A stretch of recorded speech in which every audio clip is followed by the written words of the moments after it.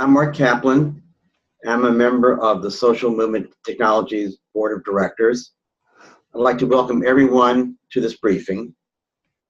As a former funder myself for 14 years at the Proteus Fund, I know that a common concern for many funders is the ability of grantees to put those resources to the most effective use, to be able to have the impact for which funders invest resources. To that end, I know well how many organizations struggle to develop the skills and strategy needed to produce effective social media to strengthen their public education, organizing, and advocacy programs. So a key question for grantees and the focus of this briefing is identifying and finding the targeted resources and supports which can be brought to bear to address these organizational needs as social media, public education, organizing, and advocacy becomes an ever-increasing part of grantees' work. This is a challenging question for all of us. We hope that this briefing can provide a picture about how this challenge can be met in diverse ways. For further perspective, I'd like to turn this over to Lynn Ide. Lynn is the Director of Program and Policy at the Universal Healthcare Foundation of Connecticut. Lynn has an impressive career in Connecticut of leading several key advocacy organizations and is now in a top leadership position at the Universal Healthcare Foundation. As part of her work there, she developed strategies to strengthen many of the foundation's grantees. Lynn? Thank you, Mark. Hello, everybody. It's really nice to be with you all today. I work at the Universal Healthcare Foundation of Connecticut, and as Mark alluded to, I have a history of organizing and advocacy here in the state on a number of different policy issues. And one of the things that I want to stress is that the foundation where I work is a conversion foundation. We actually do a lot of the programmatic work ourselves here at the foundation. And so we have seen over the years in our work that we ourselves at the foundation, as well as some of our partner grassroots and other constituency organizing groups that we work with and give grants to in some cases, often are behind the times as far as being able to use online tools and tactics in an effective way to promote action and engagement, not just information sharing. And so we were trying very hard not to be passive. And then in comes social movement technologies. And we were very happy to be to be able to give social movement technologies a small grant at the beginning of their work to really begin to figure out how we can make our work better here at the foundation, as well as give resources to some of our grantee partners. So I just want to say from a foundation point of view, social movement technologies was very helpful to us in coaching our communications staff here. We were trying to figure out how to be much more savvy about the use of Twitter here at the foundation. And I think our communications person came from a much more traditional media background and was from more of a journalist point of view and really wasn't thinking about how to use the platform for advocacy as well as could be. And the coaching that was given to our staff really opened our eyes to make us think about how we might do this work differently and also set target goals for ourselves. And I'm happy to say that with Hannah's help and the rest of the team, we were able to get much closer to our goals on that front. I just want to tell you one story about one of our grantee partners. which was the Bridgeport Child Advocacy Coalition. And Social Movement Technologies was able to work with one of their staffers. It's a very small advocacy organization in one of the poorest cities in the state, the poorest city in the state of Connecticut. And they do a lot of work around issues that affect children and low-income families in that city. They were able to work with the staffer on a couple of things. One was on how best to use Twitter with the constituencies that they were trying to reach and influence. Facebook, including increased sharing and the use of strategic targeted dollars for advertising on Facebook. They worked hard on screen shares around action platforms for petitions and other ways to engage people. They also were issuing a report each year on the state of the child, and they never really knew like who was looking at the report and how they may or may not be able to engage the people that they pushed it out to. So Social Movement Technologies helped them with tracking of who gets this report and how they get it, and they created a format so that a person would have to fill out a form before they could access the report, which helped them to build their mailing list. That's just like one example of a few things that they were able to do and continue to do work with BCAC, and we've gotten very good reports back from our partners that have worked with Social Movement Technologies. And another group in Connecticut that did something pretty exciting for them was the Early Childhood Alliance, which they were able to develop a way to use texting to engage their grassroots leaders in calls to legislators when they were doing a lobby day. And they were very struck at the difference between going up there and doing the lobby day and not having legislators getting calls from people, and then doing it at the same time that legislators were hearing from people, really sort of upped their confidence really about engaging grassroots leaders in this work. And I'm going to stop at that. I just want to, just end my comments with saying that as an old school organizer, I've often been a little hesitant about replacing one-on-one people connections with online organizing, but I have become a convert in the past few years, and I really think Social Movement Technologies has figured out a great formula for doing impactful work with people that is very affordable and accessible. Thanks. Great, thank you, Lynn. So my name is Hannah Roditi. I'm Social Movement Technologies Executive Director, and I'm actually going to turn off my webcam and so we can focus a bit more on these slides. I'm going to talk a bit about what we do and what we've learned that works. Jonathan Stribling Us will join me in that, and then we'll hear from a number of participants in SMT's current coaching cohort. And after that, we'll have time for questions. So a little bit about Social Movement Technologies. We are a nonprofit organization founded 4 years ago. We're a movement partner, not a consulting agency. Our mission is to help advocacy groups use social media to engage members and win campaigns.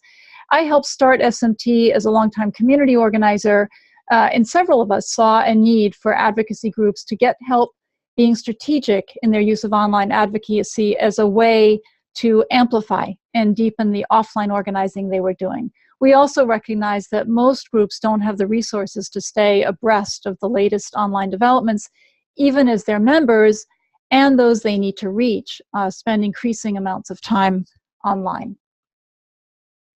So we've spent these 4 years doing a ton of experimenting to see what works. And I need to say, at the start of this webinar that although we'll be talking about SMT's experience and what we do, there are other groups who do various pieces of this work as well.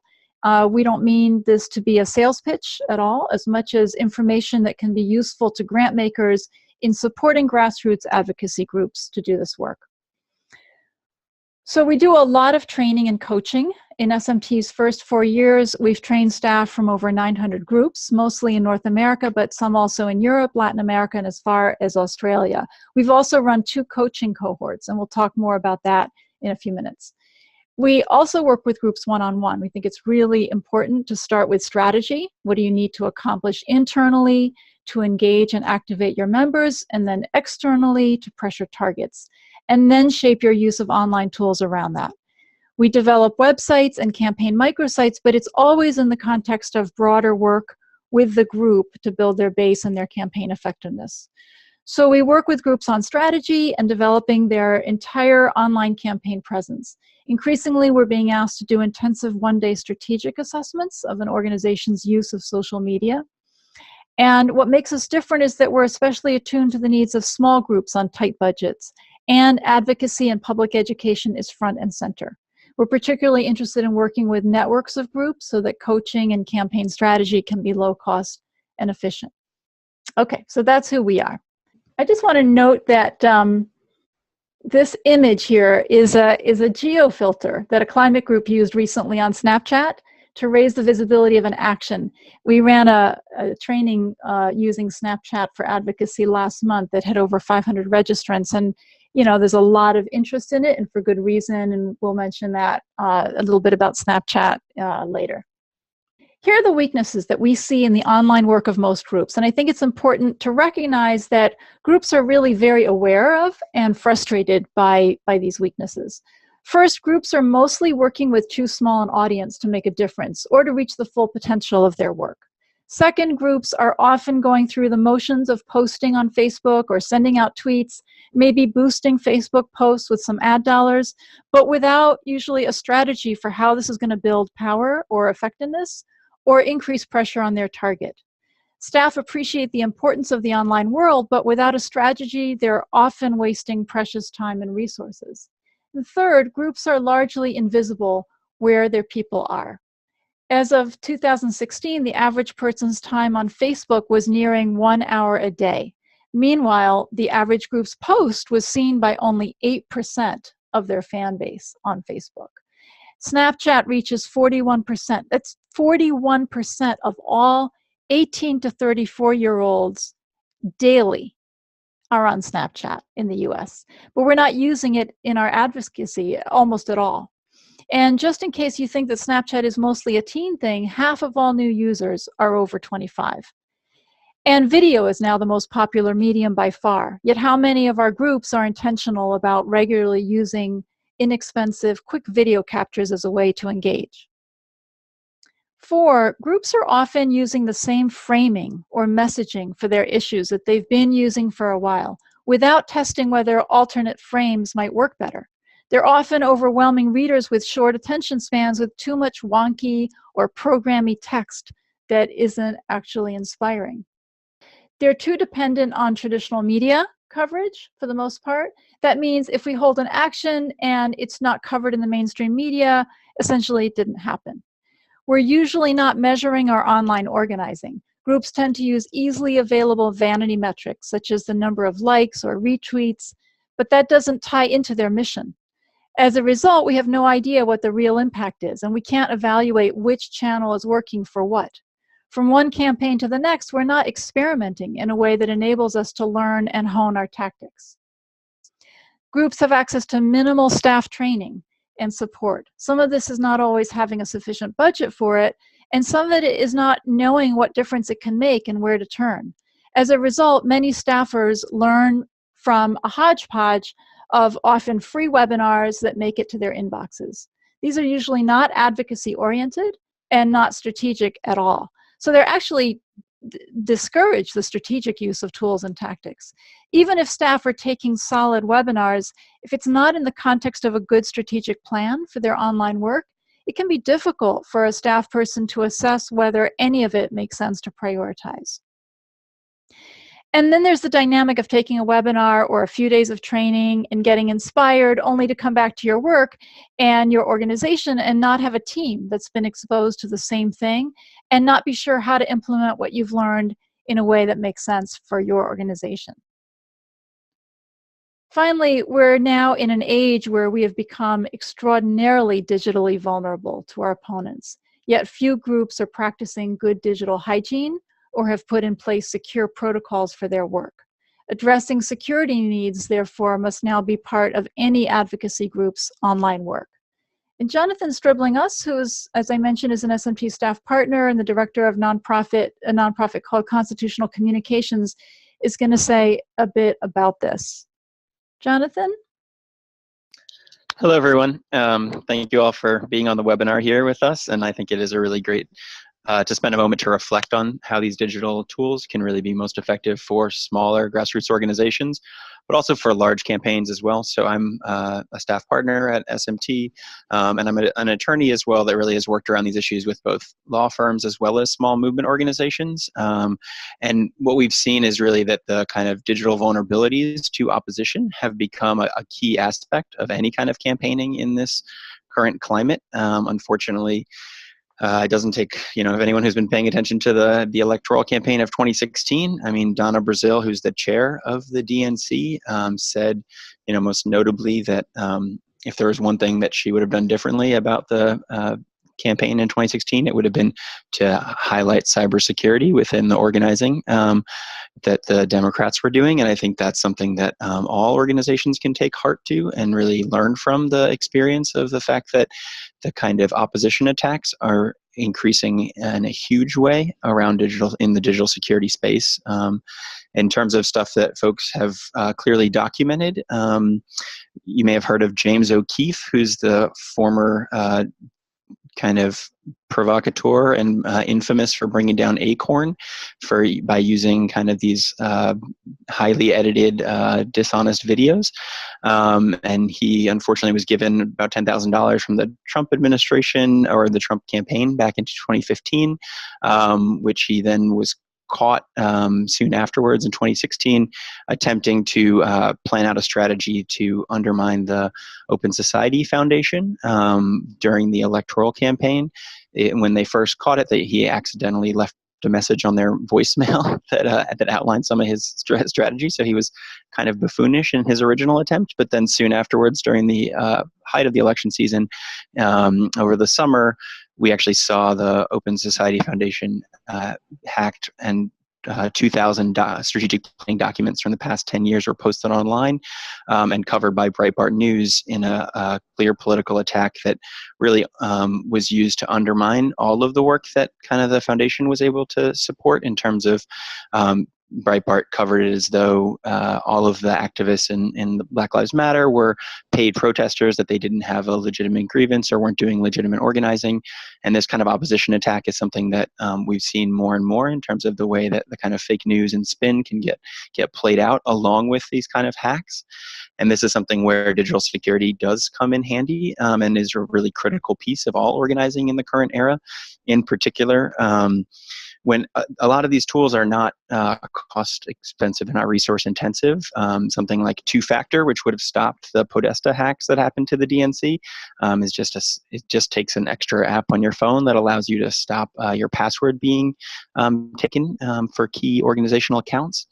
So that doesn't actually cost money. It takes a little more time for some organizing, but it is an important way that we can ensure that groups can trust the technology that they're using and not have the tech used against them by opposition. And so that's one thing that we do with SMT is really work with groups to ensure that we can kind of analyze where the resources can be most effectively spent to secure those key parts of their organizing that need to be most secured, and to understand who we need to secure those resources from.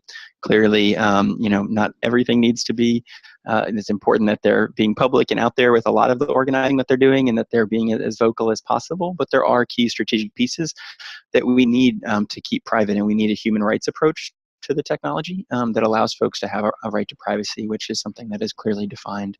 And that is something we try to work with folks around, is to ensure that they have that right in the organizing that they're doing. And just because they're being vocal around one political issue, like around pro-choice or around Black Lives Matter, that doesn't mean that all of their private information is going to be, doxed and put online in a way that's going to really harm them individually, as well as possibly undercut their long-term strategy. And so there are a lot of key things that folks can do, and relatively simple things in terms of understanding the technology in a way that makes sure that they're not putting their personal information or their bank details or other things that are out there in ways that could be easily accessible to attackers or to opposition.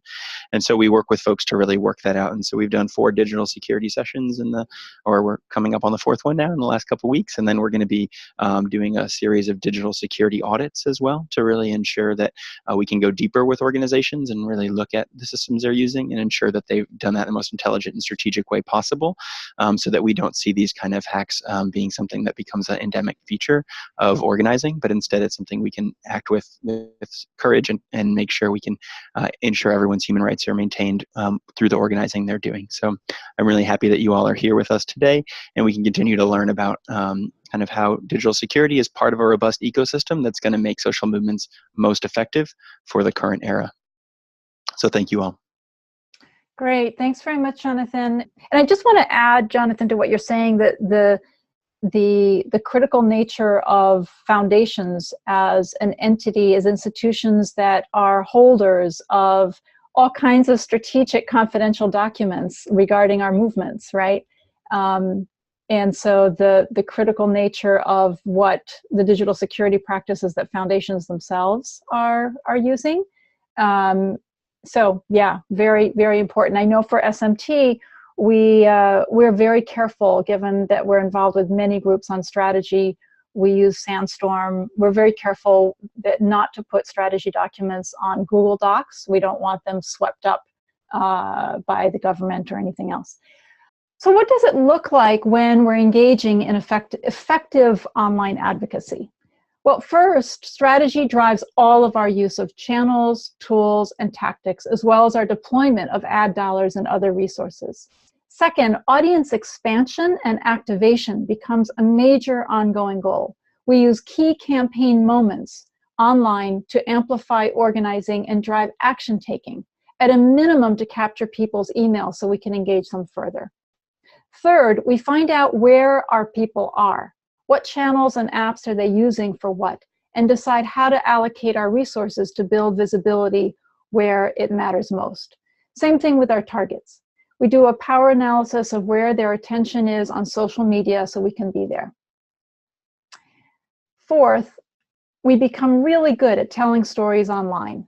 Facebook is the best medium for testing alternate framing or messaging on a campaign. For just a few dollars, we can run ads against each other to key segments of our target audience and see what messages resonate most. This is super powerful. It is increasingly being used in the political campaigns, and we are just, most advocacy groups are just missing the boat in terms of using the power of Facebook ads, even at a very affordable level. Fifth, when we aren't getting the media coverage we need, we feed the media using Twitter. One group we work with captured live footage as they took over a building under threat of arrest. They tweeted the footage to the media, and it was all over the evening news. Groups are vastly underusing Twitter to cultivate media coverage.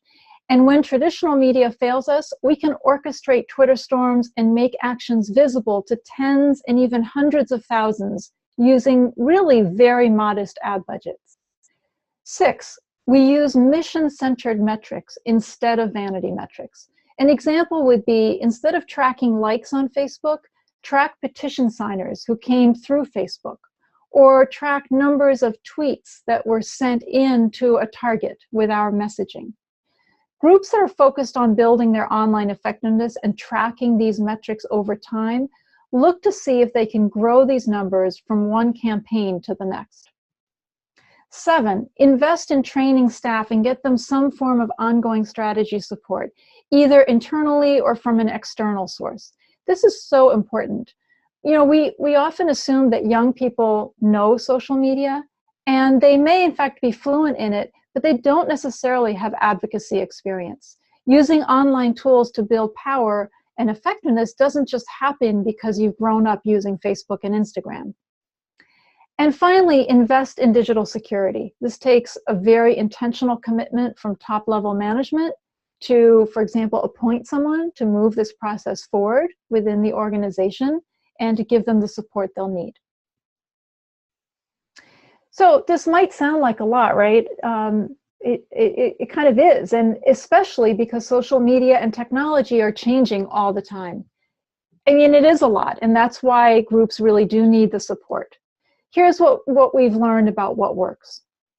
And by the way, this image here is an Indian woman telling the story of her rape using a dragon filter to preserve her anonymity on Snapchat. It was part of a group experience of speaking out using these powerful dragon filters.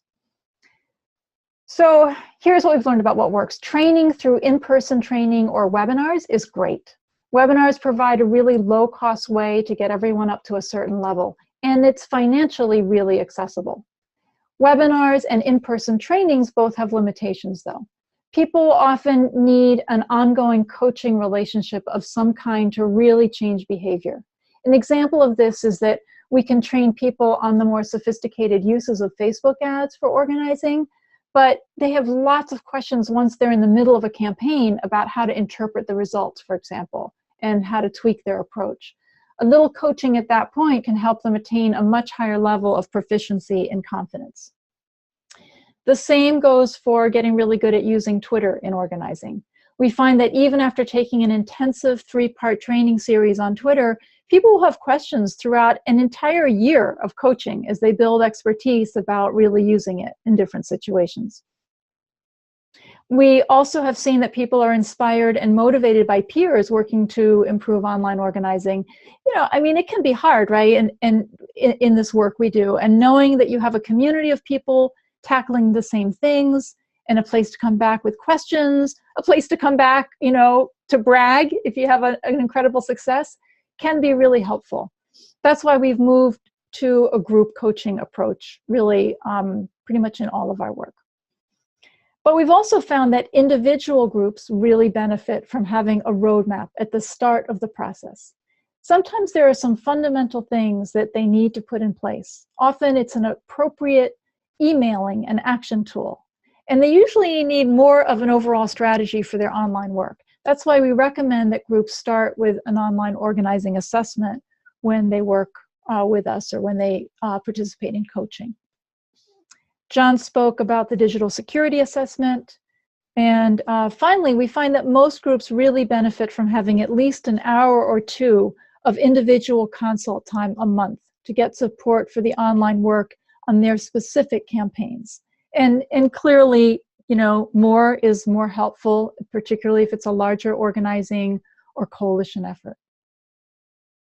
Okay, so I want to introduce the folks that are going to be talking about their experience coaching, and if you all can activate your webcams, that would be great. And we're going to start off with Angela. Hello, good afternoon, everybody. So my name is Angela Saxton. I'm with the organization ABLE. We are a faith-based community organizing network or organization. We're made up of mostly congregations and a few other institutions.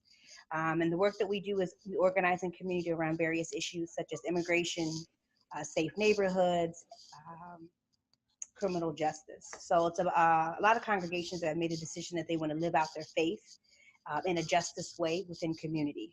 So that's a little bit about our organization. I am excited about the work with SMT for various reasons. I have been organizing for a little over 12 years, and how I look at my work is different. The opportunities and how I run my campaigns and how I think about running my campaigns have just expanded beyond belief.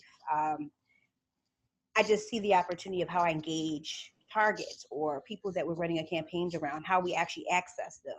How do we actually get the work or the story of our work out through media is not just about contacting like newspapers and stuff. I can use Twitter and I can use Facebook to actually promote the work that we're doing. Working in the coaching that we've done helps me create a plan, a digital plan One thing that resulted in is us actually scrapping our website and building a website that I could actually use to organize, which kind of blew my mind. I never thought in my head that I could use my website to recruit, to actually run campaigns, get stories out there in a whole new way that actually just maximizes how I think about my work and how actually people begin to see my organization. It's actually recently put me in coalition with a few other organizations on the ground here in Georgia that is pretty exciting. So I've actually been able to engage some younger people into the organization that's super excited about running the Twitter page and doing some actions via Facebook. So this has transformed my work, and I'm super excited to continue on with the coaching sessions. So I'm Renee, and I am part of Every Child Matters, which is a national organization with state affiliates and partners in a number of states. And we're working to build a movement around children's issues, and that includes protecting healthcare, strengthening anti-poverty programs, and pushing for adequate childcare and paid leave for working families. And one of the areas where I think working with social movement technologies has been really, really helpful is in terms of how we work with data and metrics. And I think that in the digital space, it was really unapproachable for us because there is so much data available. You can collect every kind of data on everything you're doing. And so it's hard to figure out as a small organization what is worth collecting and monitoring, because you could spend 100% of your time just collecting data, and that's not what we want to do. But we do realize that that's really powerful information, so we need to harness some of it. And so I think Hannah provided us with templates for collecting data where we could just drop spreadsheets where we could just drop our numbers right in and get our averages and our engagement and things like that, which was really helpful. And then also just, helping us to prioritize what makes sense for us. How often should we be cleaning out our email list? How often should we be getting, metrics about our Twitter growth and things like that? So internally, I think that's been really helpful for us to make sure that our emails are actually getting into people's inboxes, because that's something that was a challenge for us and was extremely frustrating when we're putting all this time into doing really important work and making really good content for our emails, and then realizing people aren't even reading them.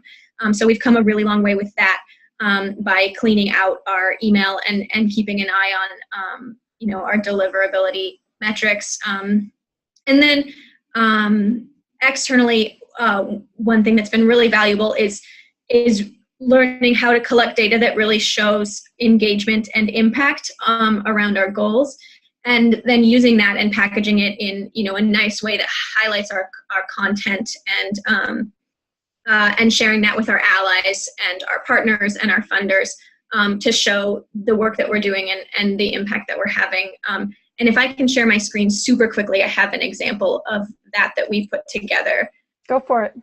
This is a really quick example. I'll just flip through it. So this is an example of one campaign we did and how we highlighted some of the outcomes that we had. Here's another campaign, where we really were focused on actually leveraging, pressuring targets through social media, not just on getting likes. And here's a third campaign that was both online and offline, and that was a really exciting connection for us to make. And then a fourth campaign where we worked with a partner and just really elevated and amplified, some advocacy that they were doing. And that's all I have, so I'll turn it over to my colleague, Shaniqua.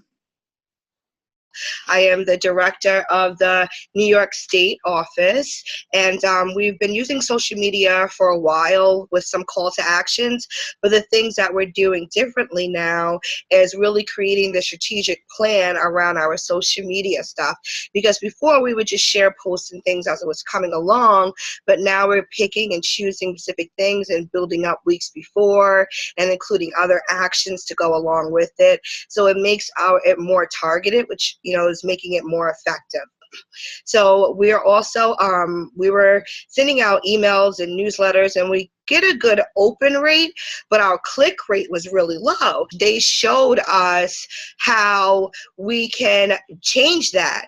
And one of the things they showed us was to really simplify my emails. I was being too creative with my emails and really trying to make them eye catchers and things like that. And people were opening it, but they weren't clicking to the actual action.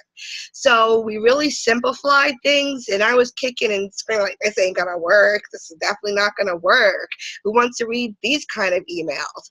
And I opened it up just like a day, I think it was the next day. And usually they send you your open rates like 3 days later or something, and you wait. But I, wanting to be optimistic, opened it, and to my shock, the click rates were so high to where we were at 1 and 5%. When I opened it, it was at 29%. Which was huge for us. And I was just like, right away, I had to email Hannah and everyone and let them know. I think I emailed the whole group saying, this works.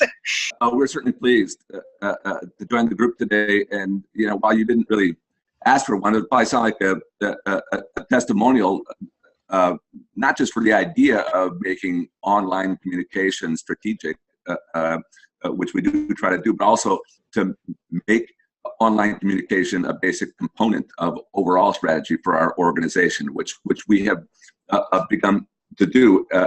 As Renee said earlier, we're a children's advocacy organization dedicated to movement building, and we do that through electoral and civic engagement.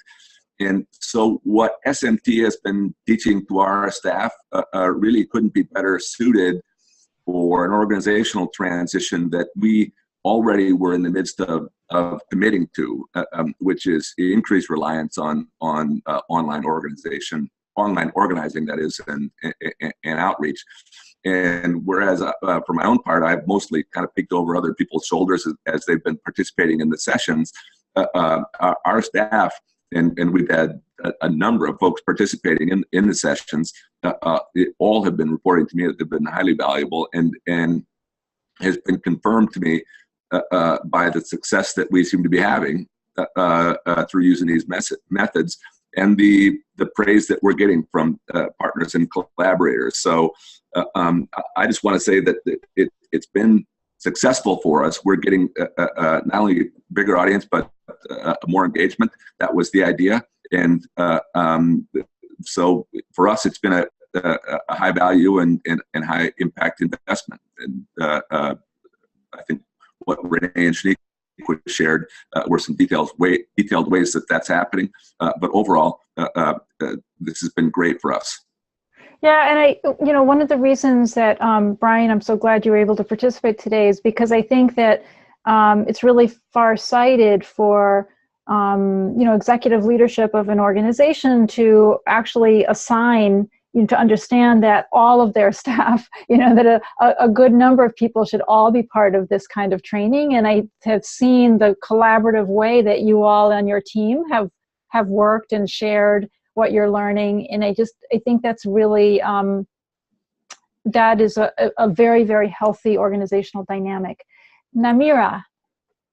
Hi there, thank you for having me. My name is Namira Islam. I'm the co-founder and the co-director at the Muslim Anti-Racism Collaborative. So we are a faith-based organization that works on racial justice education and training. So we've done a number of workshops and panels. We work online and offline. It's really, for us, it's been really an interesting journey through this process, because we started out with being Black and Muslim, the hashtag that went viral back in 2014. So we've always kind of been, social media and using that as a tool to expand our base and to network and all of these different avenues for education. So some of the panels, for example, that we've done through Google Hangouts, we've live streamed panels on Latino Muslim identity, on urban social justice and renewal efforts, various different things. But we've also been doing workshops and trainings on the ground for different communities. So we're really excited because we've reached about 9,000 people on the ground. So we've been working for the past few years on really, seeing how we can maximize our effectiveness in various aspects. So I'm very, very excited to be working with SMT, because through it, we've been able to be much more intentional about everything that we've been doing. So for example, before the Twitter storm and emailing out people and a lot of these different things that we've been doing, we were kind of just like guessing, right? and trying things out to see what sticks. And so SMT's trainings have really helped bring a sense of structure and intentionality, and with goal setting and metrics and the different tools, it's been a lot easier to really plan and to recruit more volunteers and to get people trained in adequate ways to be able to pursue our goals for the year. I really wanted to emphasize the security aspect. That's been really great because we obviously deal with a lot of trolling and various, attempts to hack us and safety concerns. And so that's been another really valuable piece of being able to get that individualized consulting for that. The last thing too for us, it's like with some of these metrics, especially the newsletter aspect, I really want to emphasize that because for us, we've been, trying to get from this place of clicktivism and where people are, retweeting or liking things on social media, but then not necessarily, becoming members or donating or signing petitions or, taking further action. So it's been really helpful to be able to guide people through that process and be more effective. So we've seen our newsletters grow. We've seen people take more specific actions. And the network that we've formed has felt tighter since kind of implementing some of the tools that we've had. The very, very last thing I wanted to mention was just as a very small organization, we don't really have a communications department, right? We're all wearing multiple hats. And so being able to have the trainings and access to some of the tools and to kind of get that feedback from Hannah, from other participants, to be able to say what tools have worked, what has been kind of, bang for your buck, what is a really, recommended tool for people who are in a similar position with a small organization that doesn't have a department for communications and marketing. It's been really, really helpful to have that as well. So I'm really grateful, and it's really given us a lot of structure and guidance throughout this year. So I'm really grateful. Hi, my name is Garciaga, and I'm here with my Executive Director, Pocolia Manigo. We're with Bay Area Parent Leadership Action, and we work with parents to empower parents to transform schools so that every child gets a quality education. We do this through capacity building, through training, leadership development, and organizing, and both site-based and district-wide organizing as well. And so I just want to speak about a couple of points that have been really helpful for us as an organization. I think one of the things that really sparked the influence of how SMT has really helped improve our work is through the communication assessment that we initially did. And then the feedback one-on-one, those one-on-one sessions, and in fact, I just had one on Friday where we were breaking down our most recent campaign, which is a fundraising campaign we have for June, really is helpful to get not only feedback, but to really sharpen the message and to really think about metrics and impact, right? So I would say that assessment, the one-on-one, and then also the peer sharing. So a lot of my colleagues from our cohort are on here who have given different strategies or have talked about how it's helped in their work, maybe things that we haven't tested, but they have, and it really helps us kind of cut a lot of wasteful spending on tools or things that maybe might not work for us when we compare it to other similar organizations. Hi, everyone. Thanks so much for being on this call. So I'm the Executive Director of Plan. My name is Pocolia Manigo. And I just wanted to offer a couple of other points from an Executive Director perspective.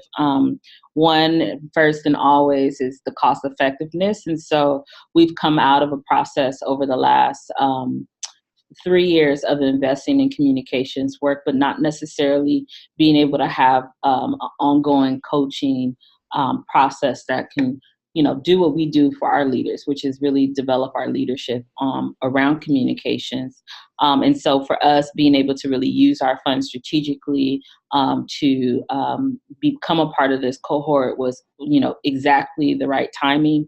We wanted to make sure that we were able to really support Gomez and really have the organization culture be invested in the process. And so the fact that Gomez has access to different webinars and can provide those webinars for the staff and really be the leader here for our organization to kind of create that communications infrastructure is really critical. and it didn't cost us $10,000. And so great for me, balancing my budget. The other thing that I think is really important, since we've had a couple of years of trying to create a communications infrastructure, is also the language of organizing that we really wanted our consultants in the past to speak. And though some were able to really kind of code switch for us, it's really helpful to have SMT really understand that language and have experience with that language, and have actually done some of the things they're coaching us to do.